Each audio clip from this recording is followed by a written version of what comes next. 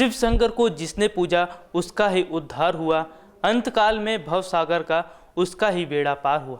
जी हाँ, भगवान भोलेनाथ की कृपा दृष्टि अगर किसी पर हो जाती है तो उसका बेड़ा पार हो जाता है। बताया जाता है कि भोलेनाथ बड़े ही दयालु हैं। वो अपने सभी भक्तों को कभी भी मायूस नहीं होने देते हैं। हम जानते हैं कि आप सोच रहे होंगे कि ना तो आज शिवरात्रि है और ना ही भगवान भोलेनाथ की कोई पूजा, फिर हम आपको ये सब क्यों बता रहे हैं।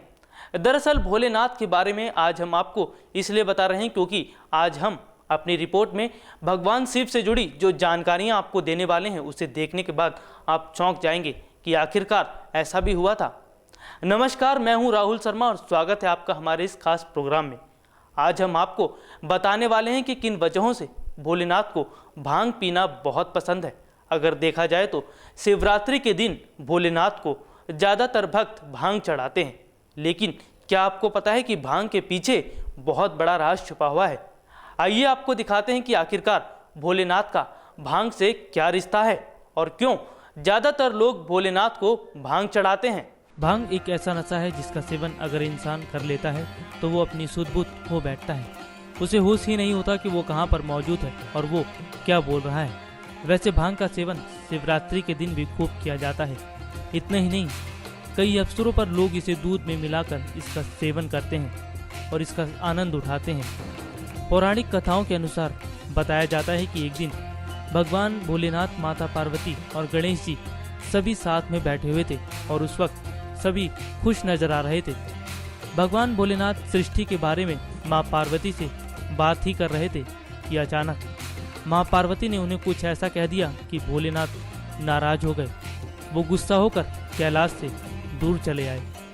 तभी उनको नींद आने लगी और वो एक भांग के पौधे के पास जाकर विश्राम करने लगे। जैसे ही भगवान की नींद खुली तो उन्होंने भांग के पौधों में से कुछ पत्तियां तोड़कर खा ली। उस दौरान भांग की पत्ती खाने के बाद महादेव को अच्छा लगा और उस पत्ती का स्वाद भी उन्हें काफ़ी पसंद आया। तब से महादेव को भांग उनका पसंदीदा फल के रूप में पसंद किया जाने लगा।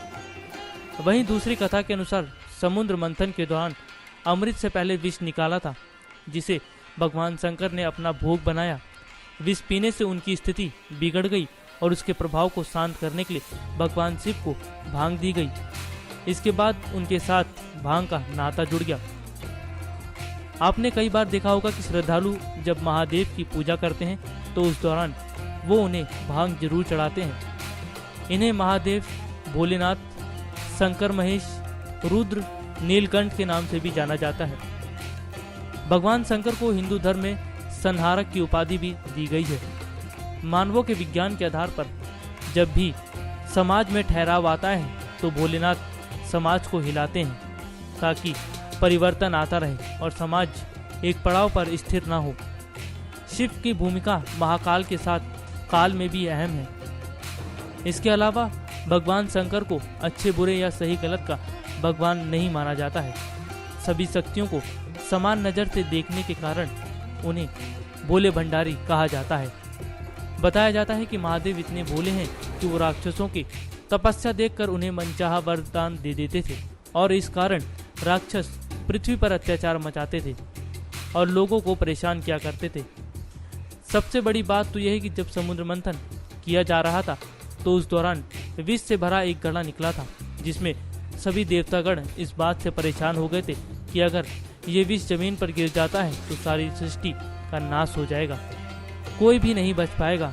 लेकिन भोलेनाथ ये सब अपनी आंखों से देख रहे थे और थोड़ी देर बाद जहां मंथन हो रहा था वो वहां पर पहुंचे। उन्होंने विष से भरा वो घड़ा ग्रहण कर लिया था, इसीलिए उन्हें नीलकंठ के नाम से भी जाना जाता है। तो देखा आपने कि आखिरकार देवों के देव महादेव को भांग पीना इतना क्यों पसंद था। लेकिन क्या आपको पता है कि भोलेनाथ जल्द ही अपनी तीसरी आंख खोलने वाले हैं। ऐसी मान्यता है कि महादेव की जब भी तीसरी आंख खुलती है तो सब कुछ तहस नहस हो जाता है। सबसे बड़ी बात तो यह है कि अभी तक उनकी तीसरी आंख नहीं खुली है, लेकिन बताया जा रहा है कि पृथ्वी पर अत्याचार बढ़ रहा है और जब इसकी सीमा काफ़ी हद तक बढ़ जाएगी तो वो अपनी तीसरी आंख खोल देंगे और सब कुछ भस्म हो जाएगा। चलिए आपको दिखाते हैं कि कब भोलेनाथ ये अपनी तीसरी आंख खोलने वाले हैं। बताया जाता है कि भोलेनाथ सभी शक्तियों को समान रूप से देखते हैं, इसीलिए उन्हें भोले भंडारी भी कहा जाता है। हिंदू धर्म के प्रमुख देवताओं में से एक हैं। वेद में इनका नाम रुद्र है। यह व्यक्ति की चेतना के अंतर्यामी है। शिव अधिकतर चित्रों में योगी के रूप में देखे जाते हैं और उनकी पूजा शिवलिंग तथा मूर्ति दोनों रूपों में की जाती है। शिव के गले में नाग देवता विराजित हैं और हाथों में डमरू और त्रिशूल लिए हुए हैं। कैलाश में उनका वास है। यह शिव मत के आधार है। इस मत में शिव के साथ शक्ति सर्प रूप में पूजित होती है। भगवान शिव को संहार का देवता भी कहा जाता है। भगवान शिव सौम्य आकृति एवं रुद्र रूप दोनों के लिए विख्यात है।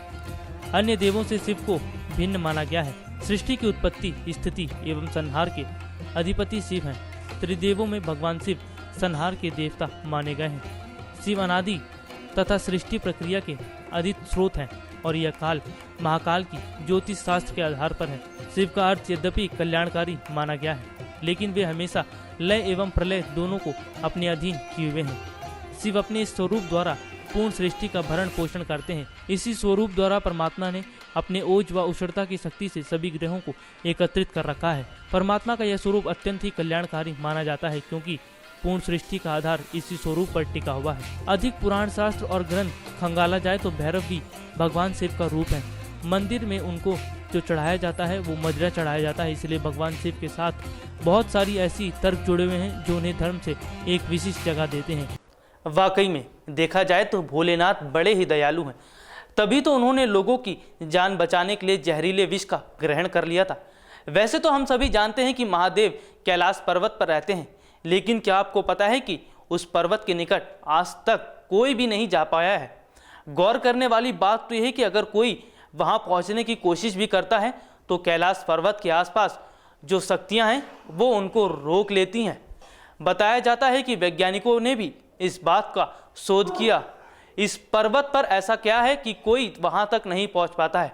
आइए आपको दिखाते हैं कि खोजबीन के दौरान वैज्ञानिकों ने क्या खोज निकाला।